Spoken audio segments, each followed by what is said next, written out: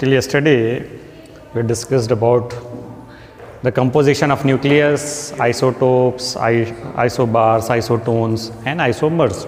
Okay. So, nuclear size. How did Rutherford estimate the nuclear size? कैसे estimate किया?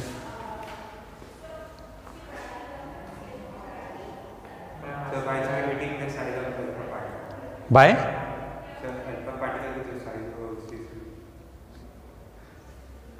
आप हाँ लाइट तो पास हुआ ही नहीं यार, अल्फा पार्टिकल्स पास हुए उससे उसके, तो उससे कैसे एस्टिमेट किया? दो चीज़ें आप निकाले हो ना, क्या क्या चीज़ें निकाले हो? एक B impact parameter, last chapter में दो चीज़ें निकालो, एक बी और एक r naught. What is r not?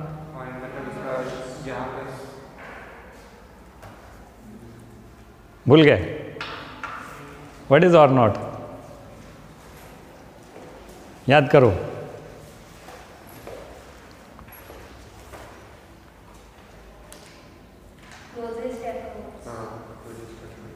Closest approach. ठीक है. What is the meaning of closest approach? मैंने लास्ट टाइम आपको बताया था, है ना. If this is the nucleus and alpha particles are bombarded, this is the atom. Size of the atom was already estimated to be 10⁻⁻10 meter, है ना. And this is the nucleus. If alpha particle, what is alpha particle? It is having how much charge? Two positive charges. Two positive charges. और nucleus के अंदर क्या है? Proton से. तो कौन से चार्ज है न्यूक्लियस में? Positive charge. Okay. Alpha particles are bombarded, हैं? So some particles will go like this, some particles will go like this, and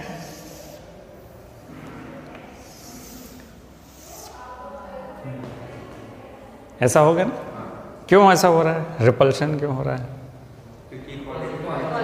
alpha particle में भी पॉजिटिव चार्ज है और न्यूक्लियस में भी पॉजिटिव चार्ज है.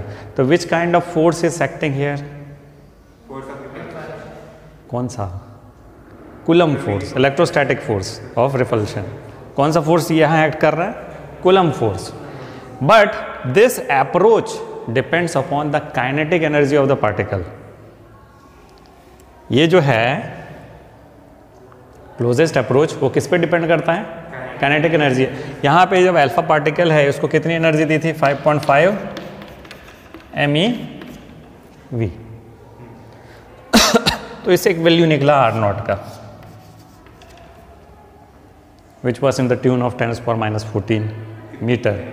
है फर्मी. वो बाद में पता चला क्या हुआ. अल्फा पार्टिकल है, इस alpha particle 5.5 million electron volt से दिया तो ये आर नॉट निकला. लेकिन अगर मैं इसकी एनर्जी बढ़ा देता हूँ, 7.7 करता हूँ, तो क्या ये वैल्यू चेंज नहीं हो जाएगी? क्योंकि अब ज़्यादा एनर्जी से आ रही है तो ये ज़्यादा पास तक जा सकती है.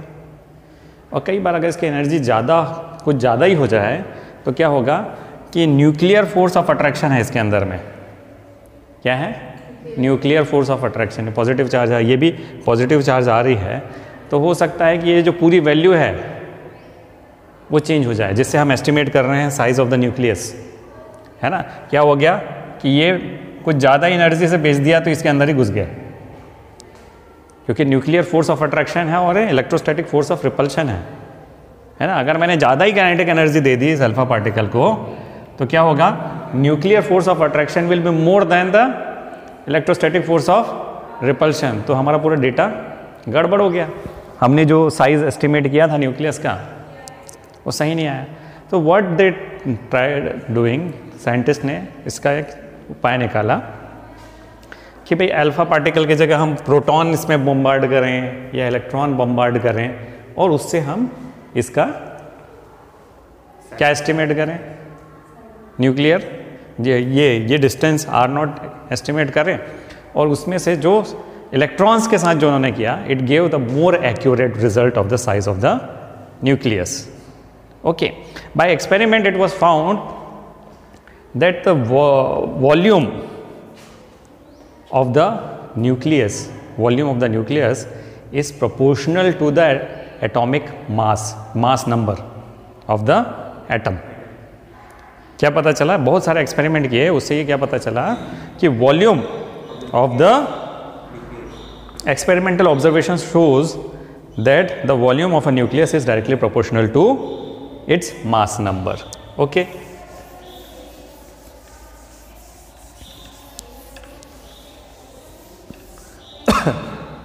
And though हम न्यूक्लियस को बोलते हैं, जैसे एटम की बाउंड्री एकदम हम बोलते हैं ना कि डेफिनेट बाउंड्री नहीं होती, वैसे न्यूक्लियस की भी डेफिनेट बाउंड्री नहीं होती.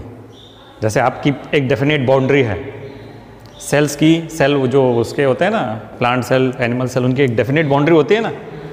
लेकिन यहाँ पे एटम और न्यूक्लियस उसकी डेफिनेट बाउंड्री नहीं होती. तो एक हमने क्या कर लिया, एजम्पशन ले लिया कि the shape of the nucleus is spherical. क्या एजम्पशन ले लिया? Shape of the nucleus is spherical. और जब उसके बाद में जब बहुत सारे एक्सपेरिमेंट किया है तो volume of the nucleus is proportional to the mass number. So what is the formula for the volume of sphere? है ना, since volume of nucleus is proportional to mass number of atom. So how can I write this? 4 by 3 pi r cube is proportional to a. mass number को क्या लिखते हैं हम? a. So what can I make out is, है ना, r cube is proportional to a. This r, maybe the radius of the nucleus, is proportional to a. और आगे क्या कर सकते हैं? r is proportional to a to the power 1 by 3. This r is proportional to a to the power 1 by 3, यानी cube root of the mass number. मैं इसमें equivalent डालने के लिए r is equal to r naught A to the power 1 by 3 करता हूँ. I have introduced a constant. What is this? r naught. r naught को बोलते हैं न्यूक्लियर यूनिट रेडियस. क्या बोलते हैं इसको? Nuclear unit radius, and its value depends upon the type of particle. This depends on type of particle bombarded. क्या मतलब है इसका? हाँ, हम जो एस्टिमेशन के लिए जो पार्टिकल बम्बार्ड कर रहे हैं उस पर डिपेंड करता है. अल्फा पार्टिकल के लिए आर नॉट की वैल्यू अलग होगी, प्रोटॉन के लिए अलग होगी, इलेक्ट्रॉन के लिए अलग होगी. Is this clear? This value of r naught for electron, है ना, r naught for electron is, क्या दिया आपकी बुक में?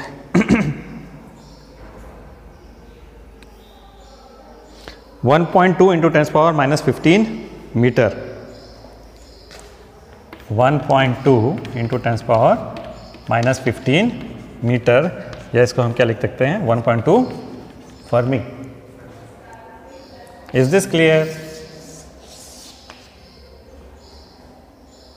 सो I can estimate the size of nucleus bye its mass number. हम कैसे निकाल सकते हैं साइज ऑफ न्यूक्लियस? इसके मास नंबर से. सो this means the volume of the nucleus, which is proportional to r cube, is proportional to a. Thus the density of the nucleus is a constant. और density में बाद में जाएंगे, पहले ये चीज़ आपको समझ में आ गई।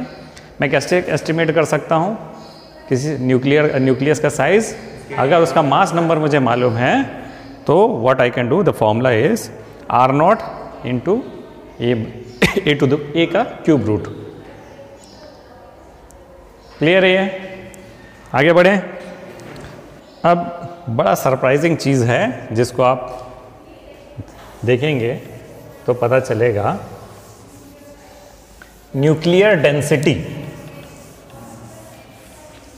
Nuclear density, what is density?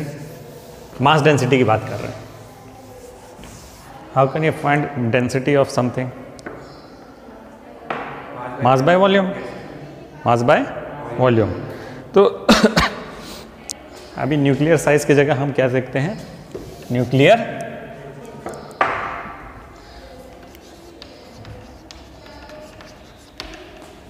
so if I want to predict the density of nucleus, okay, so what will be the mass of nucleus?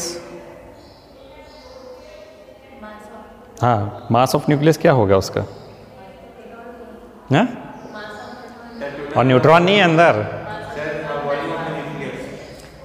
अरे भैया, वॉल्यूम ऑफ न्यूक्लियस नहीं, मैं सिर्फ पूछ रहा हूँ mass of nucleus.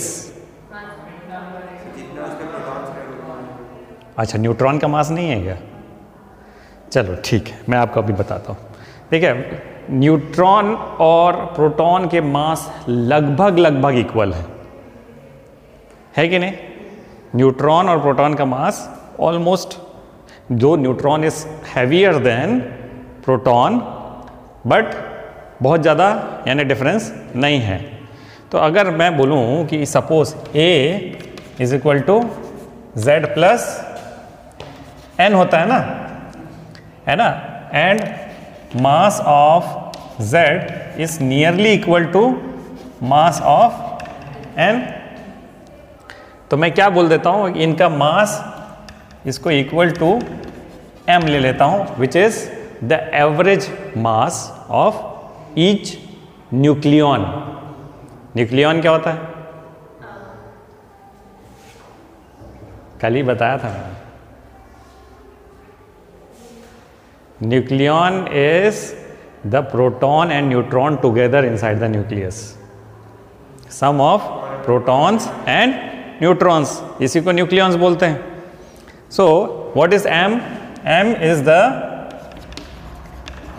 Average mass of each nucleon। ये समझ लियो क्या? अब बताओ mass of atom, mass of nucleus क्या होगा?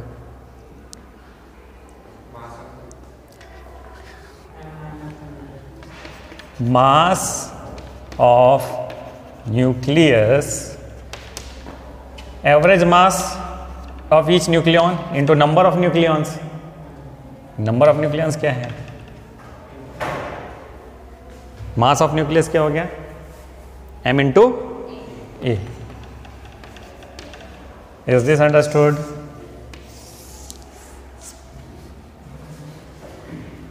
what is volume?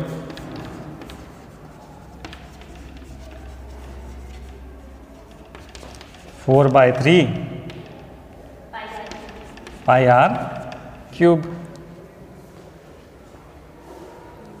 Is it clear?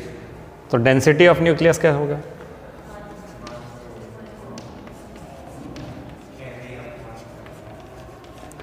This will be mass by volume, है ना?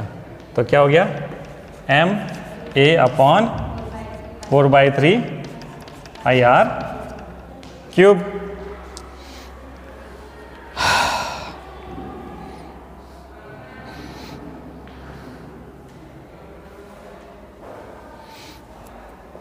ठीक है, और R की वैल्यू मैं कैसे निकाल सकता हूँ? अभी बताया, R is equal to R naught तो ये वैल्यू मैं इधर रख दूं तो क्या हो जाएगा, m a 4/3 pi r0 cube into a। हो गया क्या सर? तो ये a और ये कैंसिल हो गया और मुझे डेंसिटी मिली है ना, डेंसिटी ऑफ न्यूक्लियस। इसको हम बताएंगे किससे, किस साइन से, रो न्यू, डेंसिटी रो से दिखाते हैं ना, is equal to 3m upon 4 pi r0 cube. इसमें स्ट्राइकिंग चीज क्या है? अरे काहे का स्ट्राइकिंग चीज? 3 क्या है? कांस्टेंट है। m मास ऑफ यानी प्रोटॉन और mass of neutron constant. 4 pi r0 हाँ बिल्कुल है इलेक्ट्रॉन के लिए। अब क्या देख रहे हो, density of neutron is constant, nucleus is constant, it does not depend upon the mass number और मास नंबर पे भी डिपेंड नहीं कर रहा है, एटॉमिक नंबर पे भी डिपेंड नहीं कर रहा है, यानी एलिमेंट टू एलिमेंट वो तो कुछ चेंज ही नहीं हो रहा है। यही चीज खास है। क्या है? न्यूक्लियस का जो मास डेंसिटी है वो कांस्टेंट है। तो क्या न्यूक्लियस, तो एटम का मास कांस्टेंट है? एटम का मास कांस्टेंट है? नहीं है। क्यों? एटम का मास क्यों कांस्टेंट नहीं है? It depends upon the mass number, है ना। तो हम यहीं से देख लेते हैं, अगर मास नंबर में डालूंगा इसमें तो, लेकिन density of the nucleus is constant. Is it clear? यही चीज समझाने के लिए मैं इतना मैथ्स किया। Clearly nuclear density is independent of mass number A और the size of the nucleus. तो अगर मैं सारे कांस्टेंट की वैल्यू इसमें रख देता हूं, कैसे क्या क्या वैल्यू रखना है? m की वैल्यू क्या होगी? 1.67 in ten power minus 27 kg। तो 3 into 1.67 into 10 power minus 27 kg, 4 into 3.1415 into r0 बताया था मैंने 1.2 into 10 power into 10 power minus 15। इसकी वैल्यू क्या आएगी? आपके बुक में दिया है, देखो 2.3 into 10 power 17 kilogram per metre cube. क्या आया? 2.3 इंटू 10 पावर माइनस 17, नहीं plus 17 kilogram per metre cube. Now this density per metre cube 2.3 into 10 power 17, थोड़ा इमेजिन करो, ये बहुत कम है कि बहुत ज़्यादा है? Nuclear density is very high. अगर इसको कंपेयर करो वाटर की डेंसिटी से, वाटर की डेंसिटी कितनी है? 1000 kg per metre cube and 10 power 3 kg per metre cube. But nucleus की डेंसिटी उससे किस फैक्टर से ज़्यादा है? 10 पावर 14 से ज़्यादा है। Can you imagine this? Yeah, nucleus is a very heavy particle, बहुत ही ज़्यादा हैवी पार्टिकल है। अगर आप उससे करो तभी वो जो सारा मास है एटम का कहाँ कॉन्सेंट्रेट है ना, डेंसिटी के हिसाब से it is very very dense material. Nucleus is very dense material. If you compare it with water it is to the factor of 10 power 14 ज़्यादा है उसका। ठीक है। So this density is very large compared to ordinary matter, say water, which is 10 power 3 kg per meter cube, and this is understandable as we have already seen that most of the atom is empty. Ordinary matter consisting of atoms have large amount of empty space. तो चलिए कुछ गणित करते हैं इससे related. Given the mass of iron nucleus given the mass of iron nucleus as 55.85 U 55.85 U and A is equal to 56 and A is equal to 56, find the nuclear density. Find the nuclear density.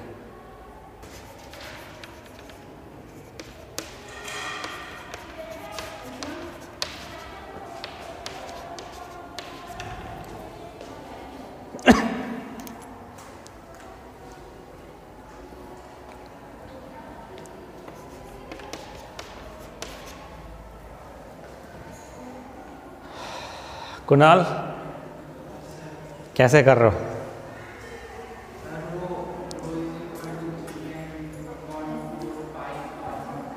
Row is equal to mass upon volume.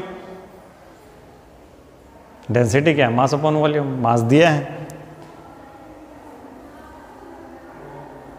Volume निकालना है।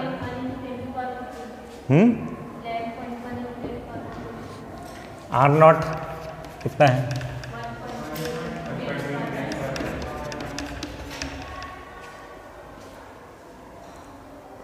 और क्या चाहिए?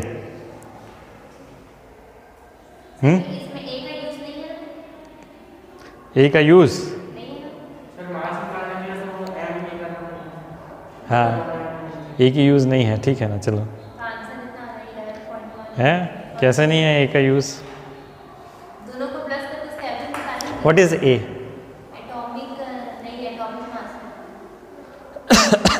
Atomic mass है ना। तो बताओ कहीं तो यूज होगा। है दो, ये मास ऑफ एफ ई है ना। तो अब बताओ। चलो पहले ये बताइए, ये केजी में कितना है? ये ग्राम पर मोल नहीं है ना। केजी में निकाल सकते हैं ना इसको? कैसे निकालेंगे?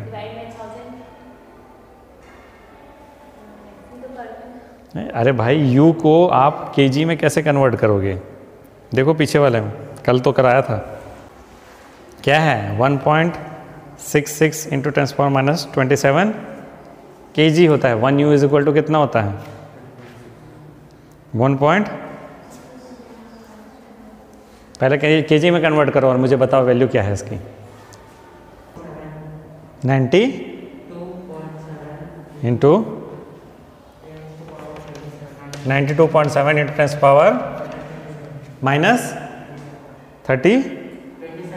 10⁻⁻27 केजी हो गया। वॉल्यूम क्या होगा इस Fe? वॉल्यूम क्या होगा? हाँ 4/3। हाँ ठीक है। तो वॉल्यूम निकालेंगे अपन 4/3 पाई आर नॉट। क्यों?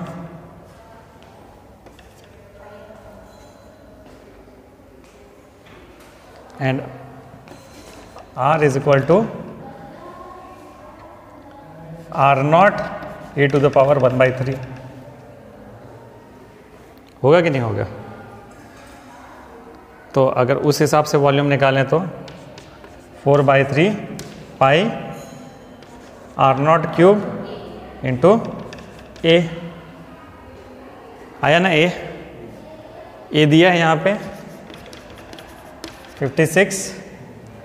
डेंसिटी मास कितना है? 92.7 इंटू 10⁻⁻27। वॉल्यूम क्या है 4/3 3.14 इंटू R0 कितना हो गया 1.2 इंटू 10⁻⁻15 का क्यूब इंटू 56। इसको निकालो। समझ में आया क्या कुणाल? नहीं आया? तो इसको आप सॉल्व करोगे तो डेंसिटी ऑफ आयरन न्यूक्लियस निकल जाएगा।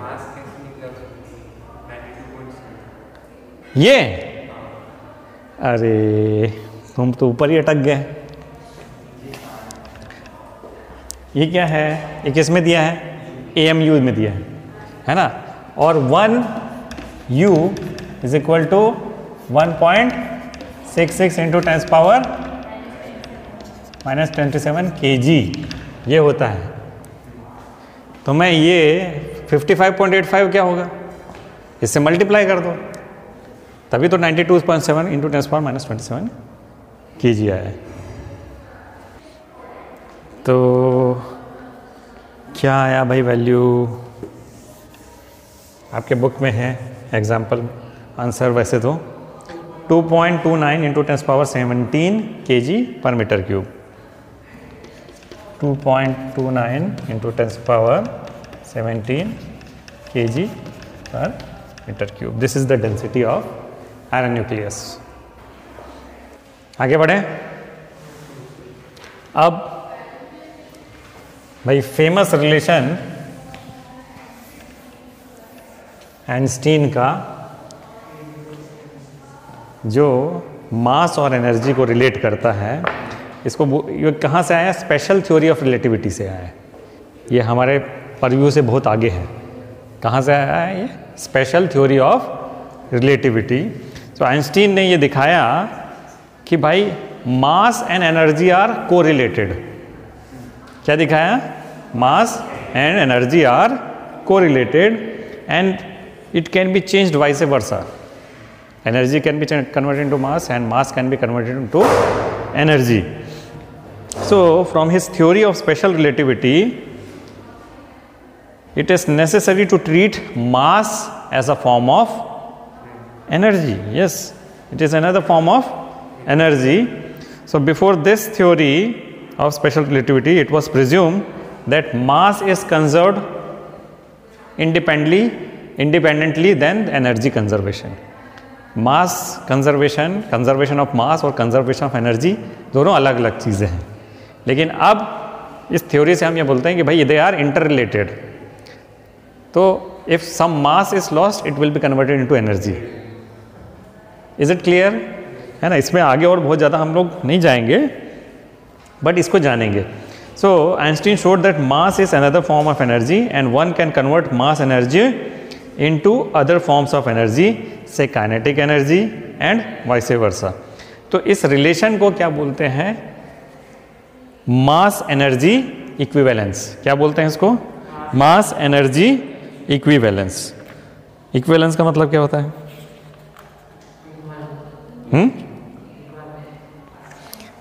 इक्विवेलेंस यानी इसको ये बदल के मास में चेंज हो गया एनर्जी, या एनर्जी बदल के मास बदल के एनर्जी में चेंज हो सकती है और एनर्जी बदल के मास में चेंज होता है। तो भैया जो क्या स्पेलिंग है आइंस्टाइन की? EINS। Einstein's mass energy equivalence and it is given by E equal to mc square, where E is energy, m is mass and c is speed of light in vacuum. Single C होता है कि double C होता है?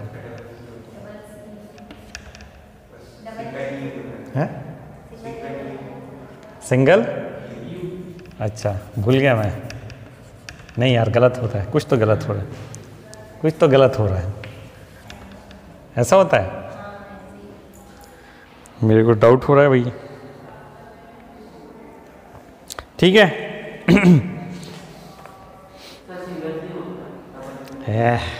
तुम लोग ना मेरे को ना बेवकूफ़ बना दी। सही लिखा था, सही लिखा था मैं। ठीक। हाँ, तो अगर मैं अभी आपको एक प्रॉब्लम देता हूँ, भाई 1 ग्राम को एनर्जी में कन्वर्ट करो। 1 ग्राम है, उसको एनर्जी में कन्वर्ट कर सकते हैं, कोई भी substance. 1 gram of substance, please find the equivalent energy. Can you do it? करो। और क्या, फॉर्मूला तो एक ही है। 1 ग्राम है किसी सब्सटेंस का, उसको उसका एनर्जी इक्विवेलेंट क्या होगा?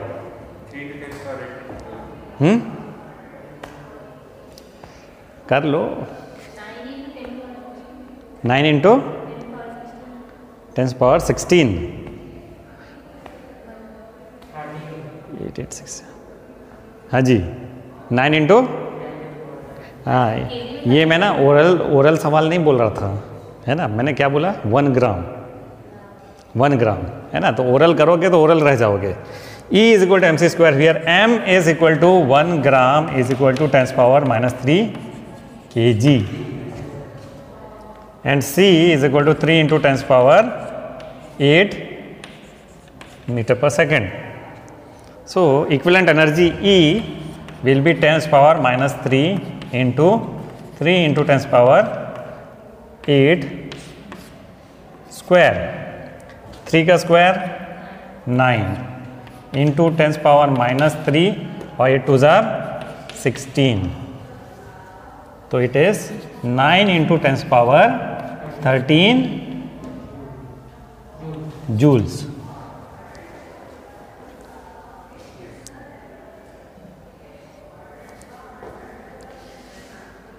Is it understood? तो चलो एक सवाल और कर लो। Express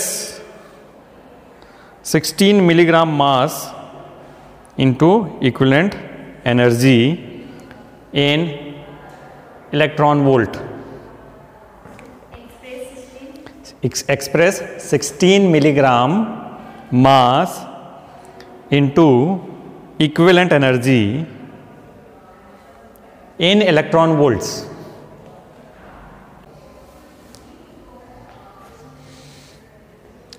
The mass given is 16 milligram. यहीं पे सब गलती किए हो, है ना। Is equal to 16 into 10⁻³ gram,